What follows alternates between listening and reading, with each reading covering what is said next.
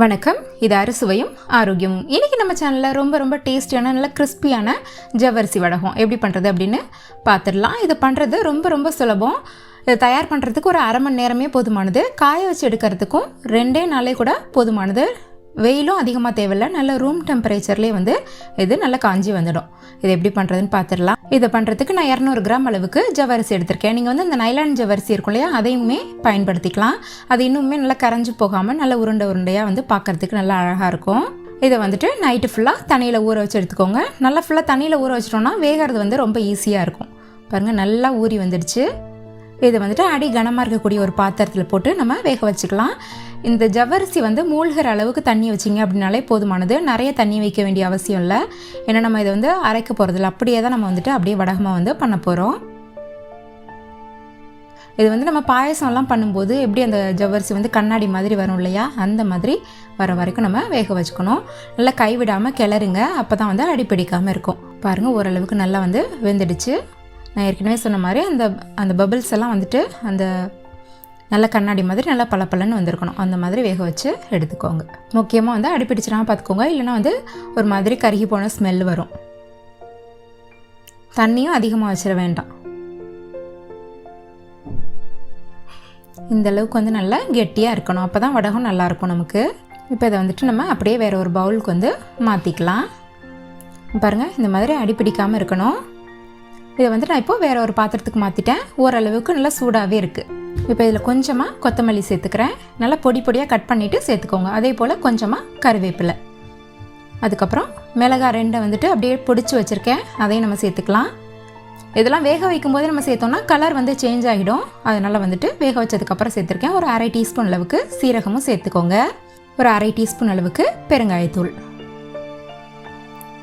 இதெல்லாம் கொஞ்சம் பார்க்குறதுக்கு கொஞ்சம் கலர்ஃபுல்லாக இருக்கணும் அப்படிங்கிறதுனால சேர்த்துருக்கேன். இது கூடவே இதுக்கு தேவையான அளவு உப்பு ஒரு அரை ஸ்பூன் அளவுக்கு சேர்த்துக்கோங்க. இது நல்லா கலந்து விட்டுடலாம். இதில் நீங்கள் ஃபுட் கலர்ஸும் கூட தாராளமாக ஆட் பண்ணிக்கலாம். ஆனால் அது அந்தளவுக்கு நல்லதுன்னு சொல்ல முடியாது. ஸோ உங்களுக்கு நேச்சுரலாக கிடைக்கக்கூடிய பீட்ரூட் ஜூஸ், அப்புறம் கேரட் ஜூஸ் இதெல்லாம் கூட நீங்கள் ஆட் பண்ணிக்கலாம். ஏன்னா அந்த கல்யாண முருங்கை, அப்புறம் முசுக்க, முடக்கருத்தான், இதில் இதெல்லாம் ஜூஸ் எடுத்தும் நீங்கள் ஆட் பண்ணிக்கலாம். ரொம்ப நல்லாயிருக்கும். பாருங்கள், நல்லா கலந்தாச்சு. இந்த அளவுக்கு நல்லா திக்காக இருக்கணும். அப்போ தான் நமக்கு வடகம் நல்லா மொறுன்னு நல்லாயிருக்கும் சாப்பிடும்போது. இப்போது இதை காய வைக்கிறதுக்கு நான் ரைஸ் பேக் இருக்கும் இல்லையா, அதோட ஷீட் எடுத்திருக்கேன். நீங்கள் பிளாஸ்டிக் ஷீட்டும் தாராளமாக பயன்படுத்திக்கலாம். அப்போ நமக்கு ஈஸியாக காஞ்சி வந்துடும். அதுலேருந்து உரிச்சு எடுக்கிறதுக்கு நல்லா ஈஸியாக இருக்கும். இப்போ இதை எடுத்து நம்ம கொஞ்சமாக அப்படியே வச்சுக்கலாம். உங்களுக்கு வடகம் எந்த சைஸில் வேணுமோ அந்தளவுக்கு வச்சுக்கோங்க. ஓரளவுக்கு திக்காகவே இந்த மாதிரி வச்சுக்கோங்க. இது காஞ்சதுக்கப்புறம் பார்த்திங்கன்னா அப்படியே கண்ணாடி மாதிரி ஒரு இலை மாதிரி அவ்வளோ மெல்லிசாக வந்துடும். அதனால் இந்த மாதிரி ஓரளவுக்கு நல்லா திக்காகவே இருக்கிற மாதிரி காய வச்சுக்கோங்க. இந்த சைஸே உங்களுக்கு போதுமானது. இது நல்லா காஞ்சதுக்கப்புறம் சுருங்கிடும். ஆனால் நம்ம பொரிச்சதுக்கப்புறம் பார்த்திங்கன்னா நல்லா பெருசாக வரும். அதனால் இந்த சைஸே உங்களுக்கு போதுமானது. போட்டு காய வச்சுக்கலாம். இது உங்களுக்கு வெயிலே அதிகமாக தேவையில்லை. ரூம் டெம்பரேச்சர்லேயே கூட இது நல்லா காஞ்சி வந்துடும். 2 நாளில் காஞ்சிடும்.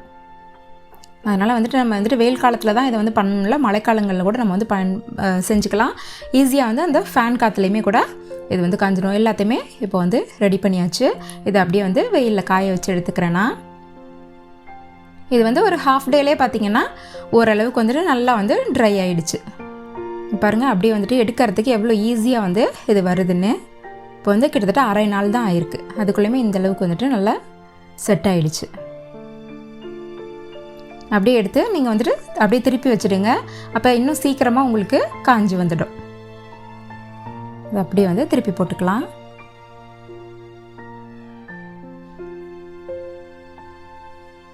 பாருங்கள், இது 2வது நாள் எந்த அளவுக்கு நல்லா ஃபைனாக காஞ்சிருச்சு அப்படின்னு பாருங்கள்.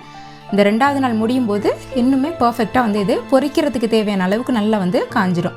அப்படியே எடுத்து எல்லாத்தையும் திருப்பி வச்சு நம்ம காய வச்சுக்கலாம். நடுவில் மட்டும்தான் கொஞ்சமாக காயாமல் இருக்குது. இந்த பிளாஸ்டிக் ஷீட்டில் போடுறதுனால பாருங்கள் எந்த அளவுக்கு ஈஸியாக அதுலேருந்து நம்ம உரிச்சு எடுக்க முடியுதுன்னு. உடஞ்சி போகாமல் நல்லா ஈஸியாக வரும். இப்போ பாருங்கள், நல்லா காஞ்சிடுச்சு. எந்த அளவுக்கு நல்லா ஃபைனாக காஞ்சிருக்குன்னு பாருங்கள். நல்லா கண்ணாடி மாதிரி அவ்வளோ தின்னாக காஞ்சி வந்திருக்கு. அதனால தான் கொஞ்சம் நல்லா திக்காகவே வச்சுக்கோங்க அப்படின்னு சொன்னேன். இப்போ இதை நம்ம பொரிச்சிடலாம்.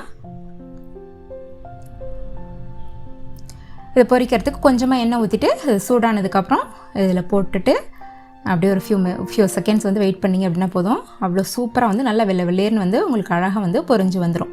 சாப்பிடும்போது நல்ல கிறிஸ்பியாக நல்ல முறுமுறுன்னு இருக்கும். வாயில் போட்டோடனே கரையிற மாதிரி இருக்கும் இந்த ஜவ்வரிசி வடகம். இன்னொன்னே நான் வந்து பொரிச்சு காமிக்கிறேன். ஏற்கனவே இதே மாதிரி ஜவ்வரிசி வடகம் வந்துட்டு நம்ம சேனலில் ஏற்கனவே வந்து அப்லோட் பண்ணியிருக்கேன். அதோட லிங்க்கும் நான் டிஸ்கிரிப்ஷனில் தரேன். தேவைப்படுறவங்க வந்து செக் பண்ணிக்கோங்க. அவ்வளோதான், ரொம்ப ரொம்ப சுலபமாக ஜவ்வரிசி வடகம் வந்து ரெடி ஆகிடுச்சு. நீங்களும் இதை ட்ரை பண்ணி பாருங்கள். இந்த வீடியோ உங்களுக்கு பிடிச்சிருந்ததுன்னா மறக்காமல் நம்மளோட சேனலை சப்ஸ்கிரைப் பண்ணுங்கள்.